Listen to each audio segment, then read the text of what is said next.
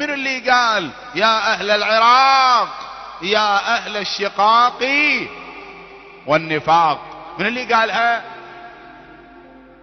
من اللي قالها؟ لا تتردد.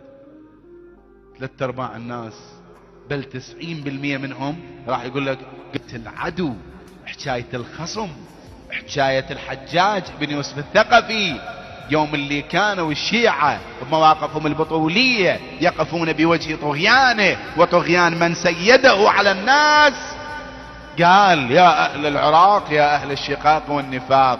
الآن أنا ابن شلا وطلاع الثنايا، متى أضع العمامة تعرف. يا أهل الكوفة،